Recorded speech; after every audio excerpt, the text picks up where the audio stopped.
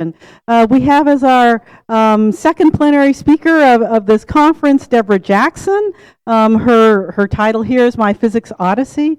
She is such a well-known person in the field.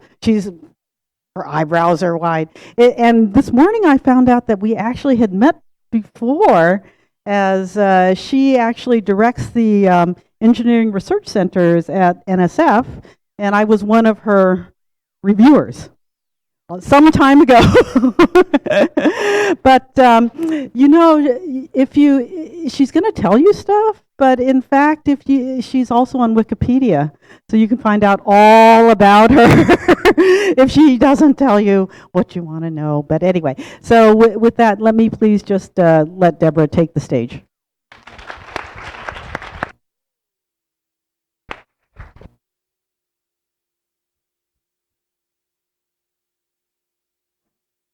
Oh, can you hear me now? Yes. Okay. All right, well, so my name, obviously, is Deborah Jackson. I'm a program director at the National Science Foundation. And actually, Linda was like one of my best reviewers for the center at EUV, Extreme Ultraviolet ERC. So I'm very privileged to be here today. And I'm going to give you a little bit of a synopsis of the very checkered path that I took in my career. So I'm going to do it in terms of the 5 phases of a research career. And this is the outline of what I'm going to try to cover. Starting with enthusiasm. In about 1980, I graduated with my PhD in physics. And no, before I got that far, okay, when I was an undergraduate, physics was something that I was always interested in. But in reality, I didn't really see other women, or actually other blacks, doing it. I did see women, but the women that I saw that were doing physics were the daughters of some of the big name physicists. Those were the only women that I saw. They were in graduate school, some of them were on faculty, but the landscape was very sparse. So the first 2 years that I was at MIT, I was a closet physicist. And I didn't come out of the closet until my junior year, okay? Because I thought people might laugh at me if I said, hey, yeah, I want to do this, right? So I started, once I declared, then I moved along, went to graduate school at Stanford. And there, lasers were coming into being. You know, it's a tool, no one knew quite what to do with them, but we thought we ought to be able to get a lot of interesting physics out. So the earliest stuff that I did was actually work on developing a color center laser to give access to tunable light in the infrared, at infrared wavelengths. And then from there, I got more deeply into spectroscopy and doing nonlinear optics. By the time I graduated, I decided I wanted to be doing photonics, which is where you actually take the lasers and integrate them into information systems to help with manipulating the information data. So I was very enthusiastic and very wet behind the ears. Oops, sorry, wrong button. Okay. I want to start with a quote from Sandra Day O'Connor. Effectively, we don't accomplish anything in this world alone. And whatever happens is the result of the whole tapestry of one's life and all the weaving of individual threads from one to another that creates something. So this is the essence of my odyssey, although I will admit, when I first graduated with that degree in physics, I didn't quite know what I was supposed to do with it, right? It was hard enough just to get the degree. So it took me a few years to arrive at the point where I am right now, which is as a program director in the Engineering Research Center's program office. And being a physicist was as enabling for me to become an engineering, research director as number of the other experience that I've had, okay? So I guess the message I'm trying to communicate to you is that every experience that you have eventually will probably morph into something, even if it seems irrelevant, will probably morph into something that brings value to you and brings value, allows you to bring value to other people that you're interfacing with. That's an important point. Role models in particular are essential. And my role models, my earliest role models, the ones that I consider to have made the strongest influence on me, were at MIT, because that's where I did my undergraduate. Margaret McVicker is the one. She was my undergraduate thesis advisor and really a major cheerleader for me. When my confidence flagged, it was really essential to have her there telling me to go ahead. And in fact, at one point, we had these ion machines because I was growing single crystal tantalum, and I set the thing up to pump overnight so I could grow the crystal the next day. Did not notice that there was a leak, and effectively, I welded, the thing imploded and effectively ended up welding this thing to the side of the vacuum chamber. I thought I was going to die. So Margaret is like, well, you go in there with PJ, the technician, and basically I had to take the thing apart with him, replace the element that they bought and all of this stuff. But the point is, she didn't make me feel bad. She just made me go in and fix the problem that was created. So that gave me a sense of belonging once I knew that, okay, you're still alive. Okay. How many of you guys know Ray Weiss? So Ray Weiss was one of my role models. And it's because I remember sitting in Building 20 talking to him, and he explained to me that freshman physics at MIT gave him hell. And he didn't pass it the first time. And I was like, oh my God, well, shoot, if he could come back after that, I think I could too. So that was an important role model. And Shirley Jackson was a graduate student when I was an undergraduate at MIT, and she was a big role model for me because she was Black, and I didn't have any other. Maybe that was part of the reason why I came out of the closet in junior year. But I did have a lot of struggles. Electromagnetism was really tough for me. And it was tough because in none of my experiences before I started at MIT did I have the chance to play with magnetism or electricity. So none of those concepts were intuitive for me. And it just was really hard for me. And amazingly, in my career path, I've more or less become an expert across the whole electromagnetic spectrum. That wasn't by design, it's just that as opportunities presented themselves, I was able to move from X-rays to radio waves to optics, where I played around with lasers. So I covered a big part of the spectrum. And that played a role in me being able to go into NSF as a program director, because I could cover large parts of different proposals that might come in.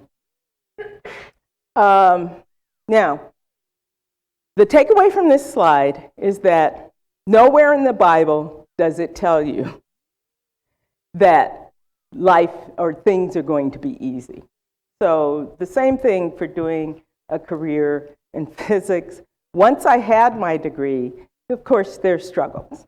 And the big one that I can quote to you is an instance where we had a group of Japanese visitors come through our lab, and they came in, and I explained to them what I was doing with the color center laser. So one of the researchers asked me, had I published it? And I was like, yes, this is the first request for one of my publications. I run down the hall, come tearing back with the paper, and I hand it to the guy. And he takes it, and he looks at it, and he like throws it on the floor. And I was like, what? He goes, I have that paper. I've read it already. He says, I didn't know the author was a woman, you know. And at that point, I was very stunned, but also pretty inexperienced. So I didn't really have a response or a reply, nothing at the ready. And I would say that was the moment when it would have been helpful to have other women near me that I could go to and say, hey, this just happened, how do I? So one of the things I want to communicate to you is that unlike when I went through the process, you have those colleagues, your peers and people that are in the loop ahead of you that you can go to and try to, work through these problems. You don't have to do that alone.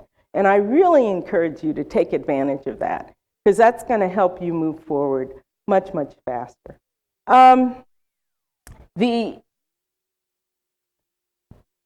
So my kernel of wisdom, first kernel of wisdom is build your support structure. I don't know how, and none of us know, how things are going to develop going forward, because obviously we're in a rapidly changing world.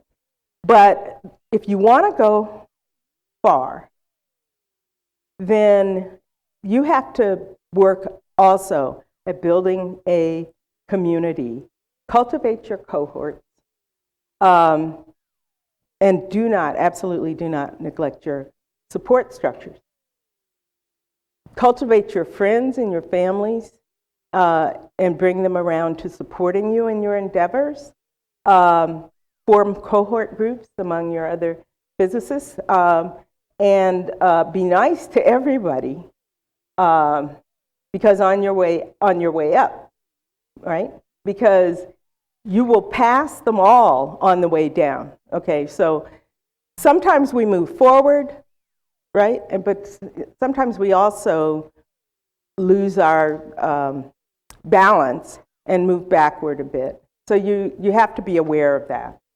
And then find mentors. And a mentor is somebody who teaches or gives you advice, and realize that the mentors, like the ones that I mentioned, they can be your peers. Some of them can be, other women, if you're underrepresented. Some of them can be somebody who's also underrepresented. But also, like I chose Ray Weiss because I could identify, and we could both identify with one thing, which was that sense of, having stumbled on the track and recovered from it, okay? So that's very important. And then finally, find and develop an advocate. And an advocate is somebody who's a little bit different from a mentor. An advocate is somebody who has certain things or goals that they want to see happen. And if your goals align with theirs, right, somebody who's usually in a position of power, and you communicate with them that you're going to help them get their goals on the map, then they can be very supportive of you. Is that a signal for something? Okay. Okay, so my first career path was from spectroscopy to becoming a laser jock to getting into nonlinear optics. And ultimately, I wanted to get into photonics. And actually, I thought photonics is going to replace electronics. And so I'm going to jump in on the wave and be there ahead of everybody. And there was some overselling of the photonics in the early stages to the funding agency. So the field itself didn't advance as fast as it could have. but that was something that was manageable. But then in 1991, the Berlin Wall fell. And the Soviet Union collapsed. Perestroika went into hyperdrive. And you're probably asking, well, what does this have to do with Deborah Jackson? Okay. Well, what it has to do with Deborah Jackson is that I had no idea that I was fighting the Cold War. So my funding, all the funding that was happening, a lot of the funding that was going into physics started drying up because the war was over. And this is an example of a shifting landscape. These are global forces that you and I have no control over, but we do have to respond to them. And I'm here to tell you right now, in case you hadn't guessed, that right now we're still going through a lot of major shifts. And so your job, the old rules, so you use your role models to help you get started, but you can't completely model yourself after them because the old rules no longer apply. And what does become important is to become adaptable. Okay, so for my role models, for example, I had developed a worldview of how I was actually going to practice physics. And my second career path by that time then moved away from physics. I worked as a consultant at the RAND Corporation for a number of years. And in fact, I was at RAND when Perestroika happened. So that was somewhat helpful because they were helping to come up with policy to adjust, but at the same time their budget was drying up as well.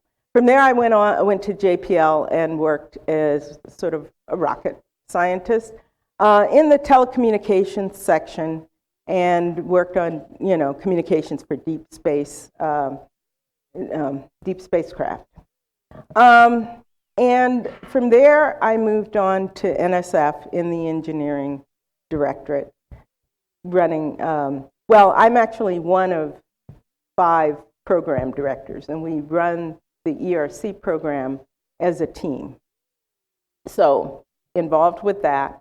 And while working in the ERC program, I started working more closely with the industrial liaison officers, or the ERCs, because not only do they develop technology, but we had given them a mission of trying to translate that into real applications. So that happened under my watch, and while there, I was trying to help them figure out how to actually get that translation to happen. I went to a class by Victor Wong, and a course that was called The Rainforest, The Secret to Building the Next Silicon Valley, and tried to understand better what was going on there. And I would say that I was able to help direct some of the centers to move forward. Perseverance. Again, what emerges is the importance of being adaptable. And physics, it turns out, is a wonderful discipline to be in if you're in a world where the landscape is changing rapidly. Because you have things, you learn things at first principles. So as the landscape shifts, you have the skills to be able to identify how the application and other things need to change, in a stable way. So I don't want to frighten you away by saying, oh, the landscape's changing, don't run away from physics at that point, because every field out there is going through the same turmoil. But as a physicist, you will have the skills to start addressing some of the issues in that changing landscape sooner than a lot of your other contemporaries. Okay? Kernel of wisdom number 2. Okay, so people tell you a lot about, just a quote from Elizabeth Gilbert, the author of Eat, Pray, Love. You spend a lot of your life having people tell you to follow your passion. And it's nice advice. It's heartwarming advice, great advice, if you happen to have a passion that is clear and obvious. A better approach is to follow your curiosity.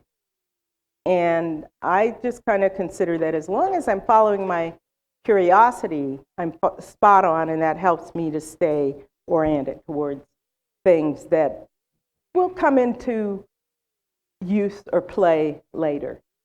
So that would be my advice to you as you're trying to navigate the landscape. As I pointed out earlier, as a physicist, you're already being trained how to ask the right question.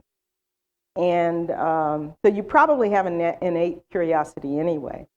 One of the things I found that was very important was to build a very solid foundation. So I made sure every course that I took that I knew it and understood it cold. Because one of the things that happens when you get out in the real world is a lot of times you don't have time for introspection, and to learn something new is a bit of a challenge. And it's mostly in terms of finding time.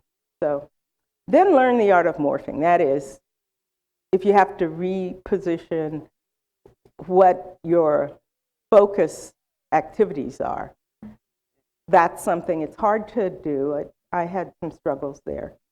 But it is important. And then the other thing is that people with hard technical knowledge who can combine that with soft skills, the intangibles, right? Working with people. These are things that a lot of women have. These are skills that women have in a stronger way than a lot of men. And so think about that as you're trying to figure out how to, grow and leverage into your career.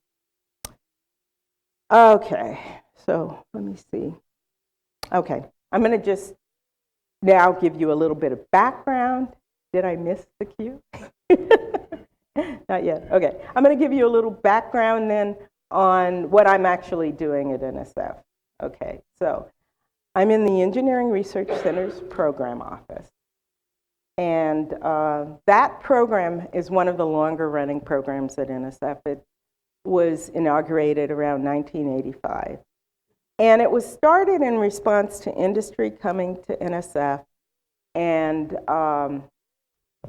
telling them that they were unhappy with the engineering graduates. Didn't say anything about the physicists, but the engineering graduates that they were hiring, mostly the PhDs, because they would get them in and they were very theoretical, and they would take about 3 to 4 years before they got to the point where they were contributing to the company bottom line.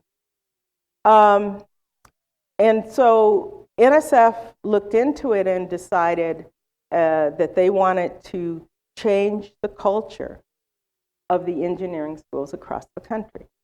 So my division, at NSF, effectively, it's engineering education in centers, and a lot of what we're about is culture change. So with the engineering research centers, we were trying to change the culture in engineering schools across the country. We also have a lot of education programs, and one of the things that's ongoing right now is changing the culture across the universities in this country to be more of a culture of inclusion. And you'll probably hear about includes in some of the other stuff. But we're going to talk about the ERCs. So the ERCs had 3 basic goals, the guiding principles. The first is to create a sustained, integrated, interdisciplinary research environment, educate a globally competitive and diverse engineering workforce, and join academia and industry in partnership to achieve these goals.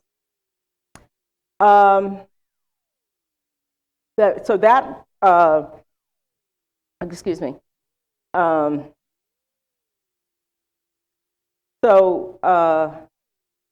That is the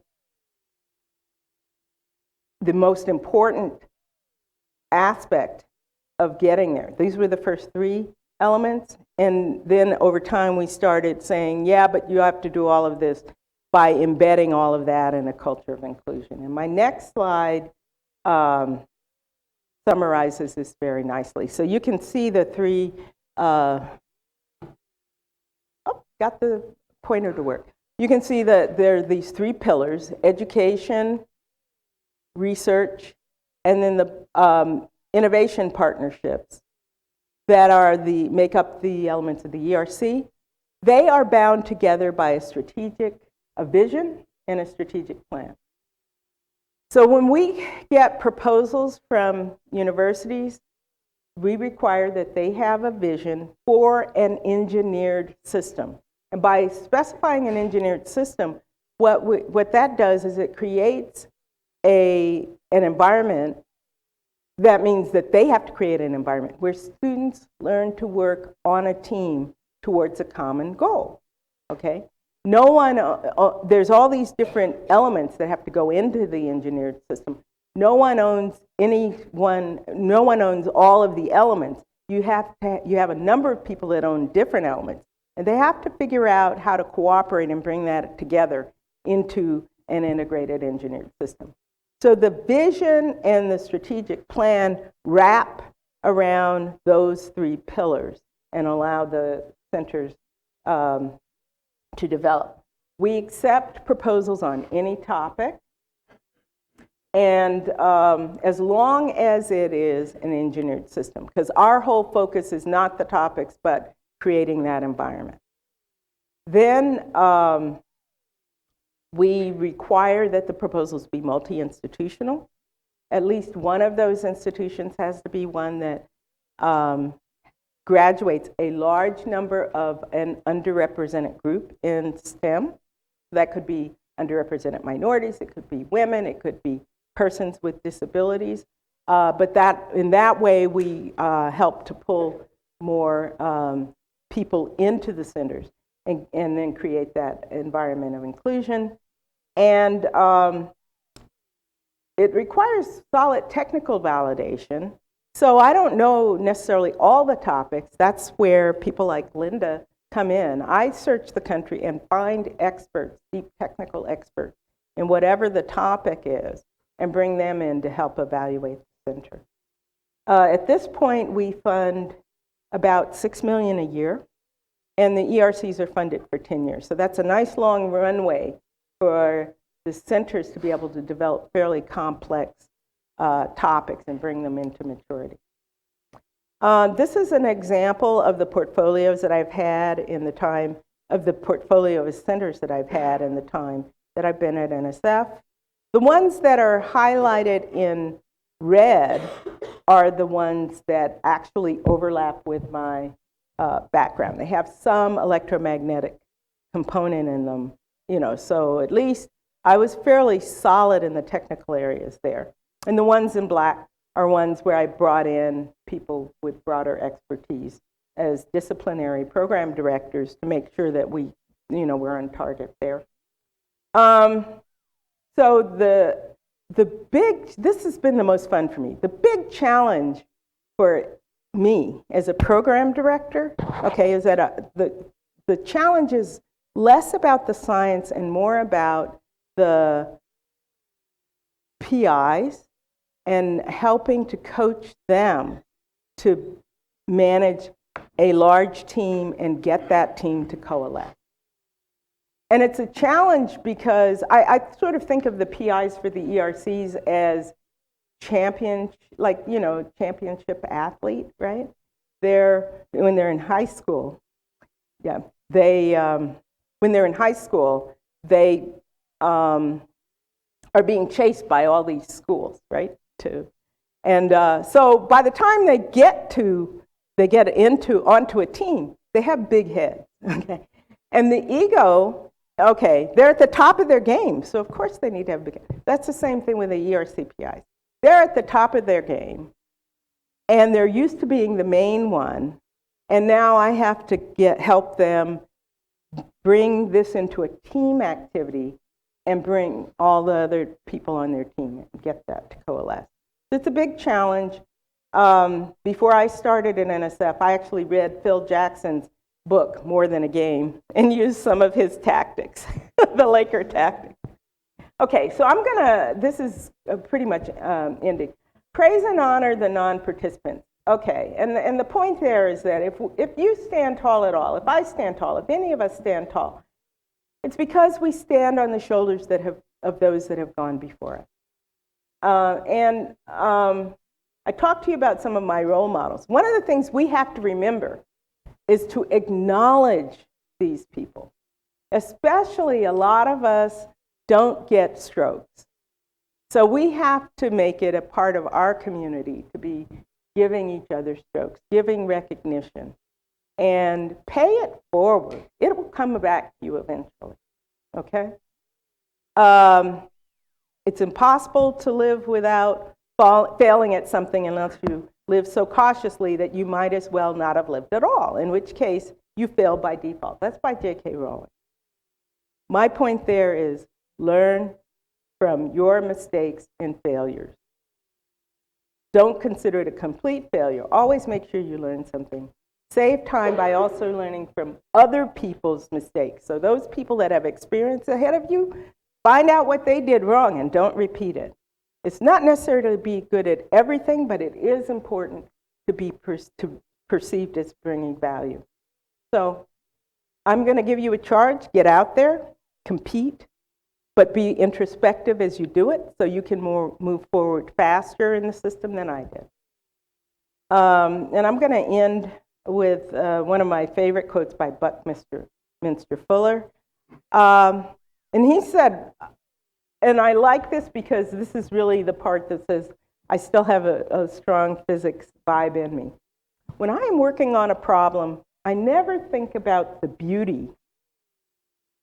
But when I have finished, if the solution is not beautiful, I know it is wrong.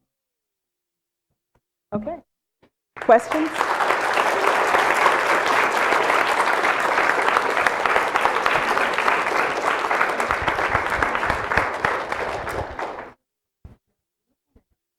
No, just thank you for those wonderful words, kernels of wisdom. And there are questions in our mic runner. There's one here.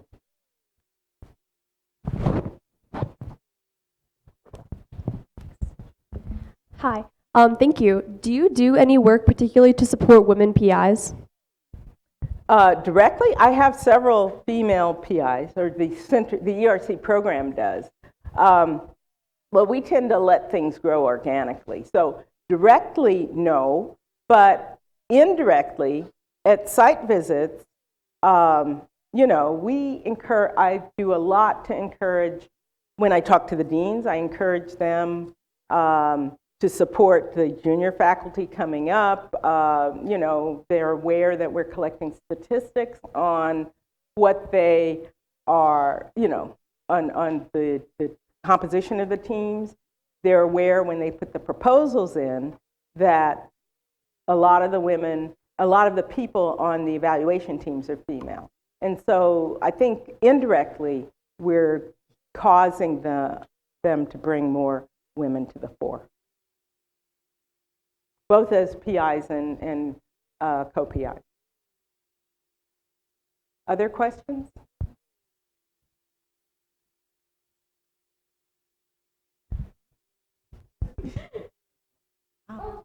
Yeah.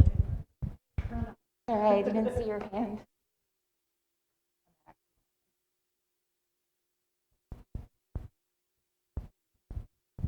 Hi, my name is Blue Chung, and I am a freshman at Kalamazoo College. My question for you is, can you talk more about your transition from physics to engineering, and what advice would you give to people that are interested in two majors, physics and engineering, and what advice would you give for their transition from physics to engineering?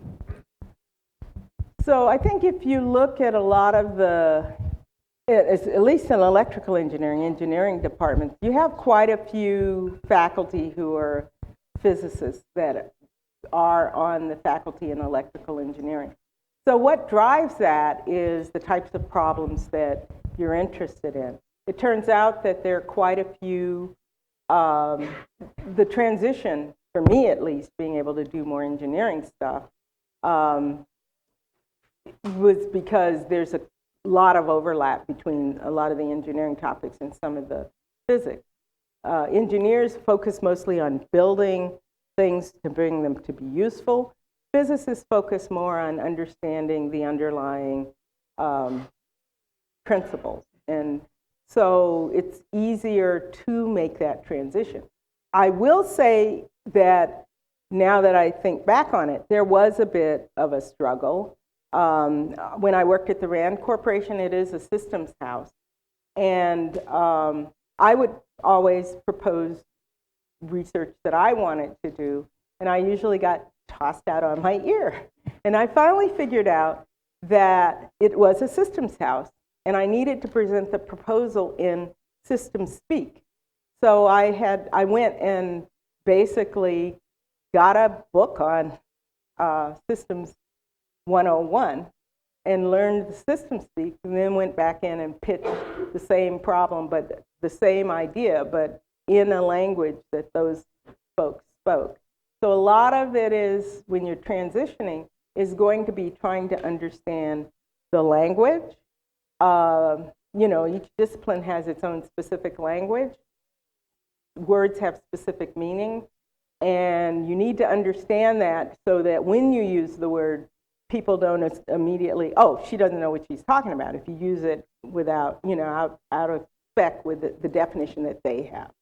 So I usually start the conversation, well, let's make sure how do you define this, how do you define that, to make sure we're on target. I haven't really answered your question, and that is, I didn't go back to school or anything like that to do that shit. If you're in school, then you could try to do a parallel track, and I think that would be important. But my point earlier is that as a physicist, you have a strong enough foundation so that going back to school is not, it wouldn't necessarily be required. You could, most times when I switched, it would take me about 6 months to get to the point where I could start publishing, get publications out. Yes? Hi. You said that when the man kind of threw down your paper and said that he didn't realize it was published by a woman, you didn't know what to say. How would you respond to him today? Well, so times have changed. This was a Japanese guy. They weren't used to seeing women. Nowadays, so it wouldn't come from a Japanese guy. It would come from somebody else. Nowadays, when they come over here, they understand that women are part of the landscape. And you'll notice that the first thing they do is give you their card, and you give them, they expect yours back, and they read that card to figure out how low to bow before they before they go. But they always read your cards carefully before. I would probably just make fun of them and say, "Oh, yeah, you're from." Just sort of, you're from another era or something like that. But you shouldn't let it pass, okay? Whenever something like that happens, you should address it at the moment. You don't have to be, don't make a big deal out of it, but, they don't like to be embarrassed. So if you just push back and say something at the moment, then that will probably nip it in the bud in the long run. Because a lot of times people do it and they're not thinking. If it's intentional, maybe you'll continue to have problems. But most of the time, it's not, people aren't doing it because they're trying to make you uncomfortable. Any other questions? There's one here.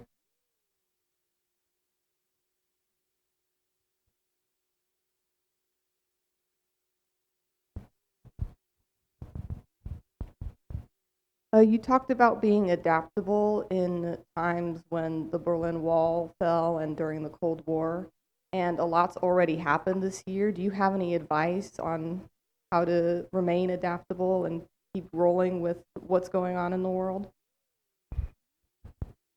That's a really good question.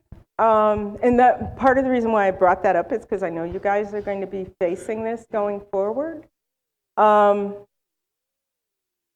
I think being a physicist, you know that you have more options than if you were in other fields. So I would say stay with the physics in the first order. And secondly, you want to keep your eyes open for opportunities that are off track. So you, over time, just get good at being able to evaluate opportunities when they present themselves. A lot of us do get opportunities all the time, but we don't see them, right? And so you don't see them probably because you're not ready for them, okay? But, you know, at the times when I did have to make a transition, I would finally open my eyes and look outside. And then I would see things and I would think about them in terms of, well, how would I have to change? How can I adapt here and there and otherwhere? And, in general, I've had a longer term goal. I like to be challenged. So I always wanted to be in a situation. So I loosened up my requirements about what I wanted to do professionally by making the most important thing that I wanted to have a challenge, right? So, and then secondly, I wanted to get paid well. So you have to set some goals, and then you just try to, you know, you do your accommodations, your adaptations around that. And sometimes you have to take a few steps back, but then when that happens, look at it as an opportunity to learn, okay? Failures are an opportunity to learn. You know, sometimes when you have to take detours, that's an opportunity to learn. I always viewed it as an opportunity to learn. So at least I had a positive attitude, and attitude is important. Other questions?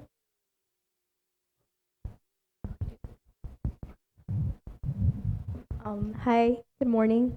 I was actually reading like the articles, like who was gonna be here, and I was really expecting to see you, because I read like the work you do, and it's amazing what you do, especially working with engineers. Because since I'm an engineering major, I wanted to ask you like to like kind of like a reflect question, like as you were starting your career as an undergrad and like taking all these like physics classes, did you ever picture yourself to where you are now?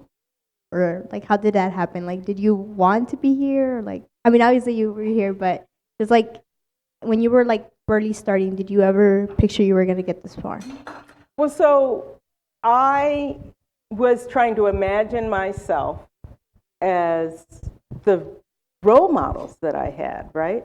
And then the other thing is, well, let me ask everybody a question here. How old were you when you decided you were not going to get the Nobel Prize?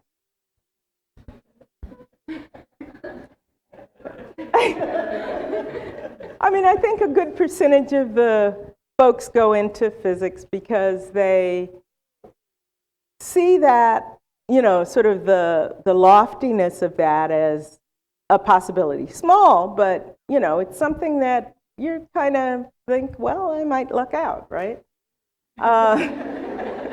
Maybe it's not total luck.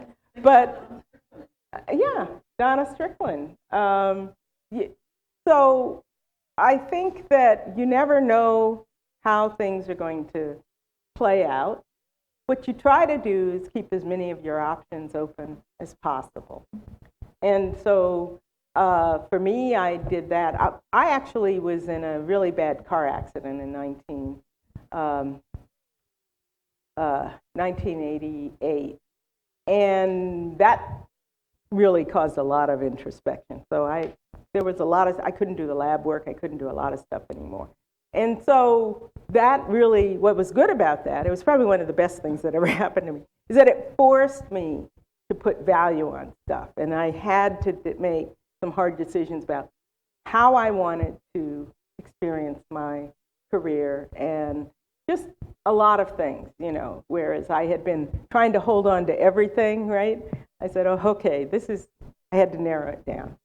And, but the narrowing down actually, amazingly, many years later, opened up I think the fact that I moved to different fields is what opened up the opportunity for me at NSF. And it turns out, as a program director, you know, I don't mean to brag, but I'm really good. Most of my centers after graduation we can only fund them for 10 years, and then they have to be self-sustaining. Most of my centers have managed to move their technology out and have been sustained after they graduated. And I'm very proud of that. I think that, and a lot of that is understanding or realizing that what I usually do, I have site visit teams, Linda and other experts like that come and evaluate the center. I take the input from the site visit team plus what I saw, and I usually try to figure out what's the one thing that I could change that would make this center more stable, which means that I kind of have to start understanding the human interdynamics, and that's something we don't learn in school. But for me, the reason why it's challenging and, I'll never lose sleep over it is because it's like raising children, right? No two centers are alike, and the challenges of getting those people to coalesce is different for every single one. And anyway, yeah. One last question. Hi, Gabrielle Jones Hall, Chicago State University. My question was, could you elaborate what a program director is, and how do you bring you to the table? How do you bring what? How do you bring yourself to the table? Oh, okay. So the NSF funds research, right? Most of your professors get money from NSF. What we do is we need to give everybody an opportunity to be able to get the funding. So we publish solicitations that explain the conditions that we will give funding for, what we will fund and what we will, so people write proposals in response to that. The program directors help shape those solicitations that ask for stuff. We actually help NSF shape some policies as well. And then we put the solicitations out. We organize the panels that review the solicitations, the proposals, and then decide which ones, based on the input from the reviewers, we narrow it down to which ones will get funded. Most of the time, most of the single investigator awards, that's it. You get the reports and the annual reports and the final reports. For the engineering research centers, because it's such a large sum of money, and because that center is such a complex beast, we do annual site visits. So I organize a site visit. I bring reviewers that are appropriate to what the center is struggling with to help them get over those hurdles, and take it through the review process. At the end, I get a recommendation from the reviewers, and then we decide whether to continue funding them for the next year. So we give them yearly increments, and that's the essence of it. I have to learn enough about what's going on technically at the center to be able to adjudicate that whole process.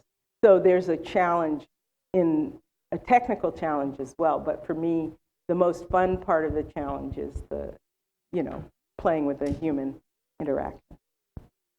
Okay, with that, actually, I think Deborah is actually the person who gives the thumbs up or the thumbs down to this large sum of money that she's It's been done by talking about. committee. Yes, done by committee, but eventually somebody writes the final write it up, report yeah. and recommendation, But let's and that be would clear be about that. her. Let's be clear about one thing, which is at least 100 people are involved in reviewing the centers that we eventually fund. So there's a huge impact because it's so high visibility, So we have a lot of people that are involved in the decision.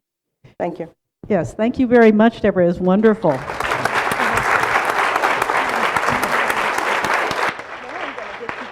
Oh, no.